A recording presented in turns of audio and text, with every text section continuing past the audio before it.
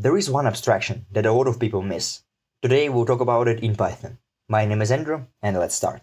Before we start, I want to remind you that I have my own project called void.management. So you can go there, buy my own crypto index, and if you are interested in Web3, decentralization, crypto, all that stuff, you can buy one of those products. Of course, if you want. But that's it, void.management, go there and just look at it. Thank you. But let's continue with our today's topic. There is one abstraction that a lot of people miss on, and I have two separate examples, so they are not related to each other, but let's look at the first one. So settings.py, that's my file, and I have key file variable that is equal to open key file pub with mode as R, so read, and encoding as UTF-8. And we just read the file. So basically we just open a file on our local computer, we read it, and the contents of that file is then assigned to that key file variable. It doesn't really matter what's the variable, what is the file, or what is the, what does it contain, but what matters is open function here. And the second example is services.py, which also has that open function here and also path.exist function. So let's look at it.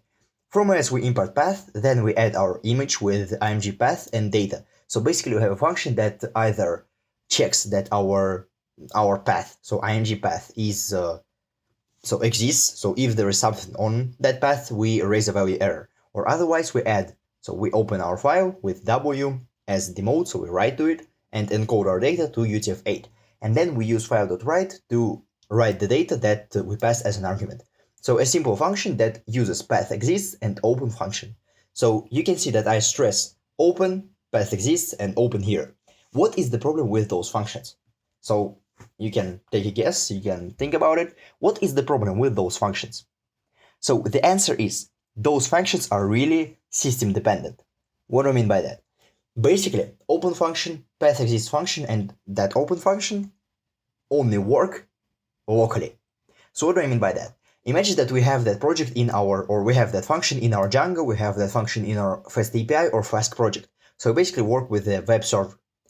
What can happen is that when we first start our project, when we first start our program, so people can go to it, people can connect and all that stuff, we'll basically save everything locally. So we're going to have our server, so web server, where our Django or Flask or any other project runs, and we're going to save all the user files locally. So if I, as a user, want to add an image, the image will be saved on the same server as my Django works on. So the same server, the same computer is going to handle that image. Of course, when our project grows, we'll basically split, or we'll typically split our media to a separate server. So what do I mean by that? We're going to have one server, so one computer that is going to work with our code, so it's going to execute all of that, and we're going to have a separate computer which is going to store our media files. So basically, web server or application server and media server. That's really, really important, because if we want to split, and we will split that in the future, just like trust me, typically we have different servers for different needs. And media server or some media service on like AWS or some other cloud is very, very typical. So even I, on my void.management, have separate services for images, for all that stuff. But what's important is that if we want to split our files into a different server, we're going to have to change our functions. So basically, I'm going to have to change open, path exists, and open here. And why is that? Because those functions only work locally. So I can only work with the local files when I use open and path exists, all those functions. Of course, those are just examples, but we have different functions that serve different needs, and they only work in some specific system. So let me give you an example. For example, input.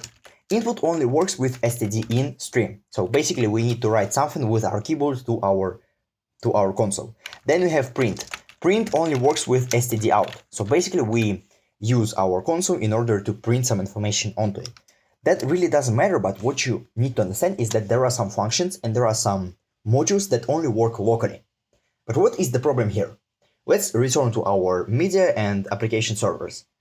Basically, we're going to have to rewrite our whole project or lots of parts in our project if we want to change the way our files are stored and our files are interacted with. So if we want to interact with our files on a separate media server, what I'm going to have to do in that project is, first of all, go to settings.py, find that open and change it to, let's have something like a remote open. So that's just an example, but imagine that we import that function from a separate library. Remote open here.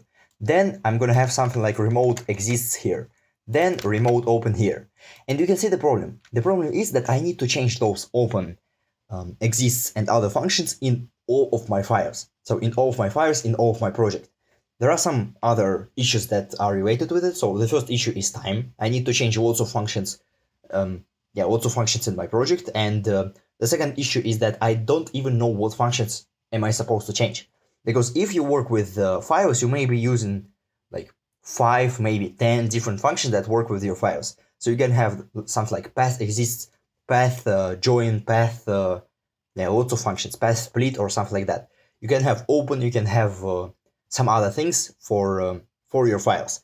And the problem is you don't know all the functions that you're using. You do not know all the classes that you're using for different needs.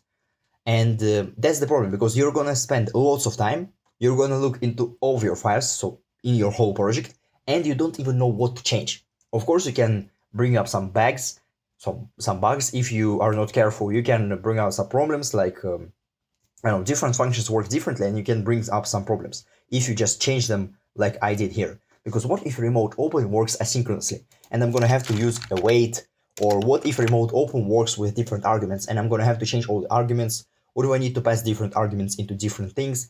And all those ideas are really, really important, because if you want to have a project that is very configurable, if we're going to have a project that is easy to change, of course, not to like a very extreme extent, but if you want to have a project that is easy to change and configurable, we're going to have an abstraction for those functions. So basically what you're going to have to do in your current project is look at all the functions that are really system dependent. I worked with Django, so I seen a Django project like 5 or 10 days ago, and I've seen that open here, or open there, because open is a relatively popular function, and a lot of Django projects use open. So if you're working with Django or FastAPI or Flask in Python, then look for open functions, because what you're going to have to do is do something like that. I'm going to show you how do I tackle that problem. So I'm going to have a separate file handlers.py. And what I'm going to have there is class file handler. So that class file handler is going to have 3 separate functions. Open, or sorry, let's have it as read. So read, file path. Then write, file path, data, and then exists, file path, and that's it. So I'm going to have 3 separate functions, but file handler is just a class in a separate file that is going to be used as an abstract class, so as an interface, in order for us to tackle that problem. So once again, what is the problem? The problem is that we have system-dependent function, or goal-dependent function, aim-dependent function. We have functions that depend on some sort of system. They have some sort of requirements. One of the requirements of open function is that it only works with local files, and I want to remove that. But how do I remove that? I have my class, which is called file handler, and I'm going to have, so I'm going to just copy it here. I'm going to have a separate class called, just look at it, local file handler. Of course, it's going to inherit from file handler, and the only thing that I'm going to do inside of my local file handler is basically, I'm going to get all of my functions from here, and I'm going to copy them here. So my read function is going to return open from file path, which is going to have air as a mode and golden as UTF-8, and it's just going to read. That's it. Then what I'm going to do is use path exists in my exists, so just like that, file path, and I'm also going to use with open all that inside of my write. So file path and something like that. So as you can see, local file handler basically uses the functions from file handler, but file handler is just an abstract based class, so it's only used as an abstract class. We don't really define functions inside of there. But I'm going to have a local file handler here, and the local file handler is a specific file handler that works with local files. So local files, and it works with open. And why do I need to do that? So okay, why? Why do I need to do that? Because now what I'm going to have to do inside of my settings is have something like file handler. And then I'm going to create my local file handler. And then, just look at it, file handler dot read.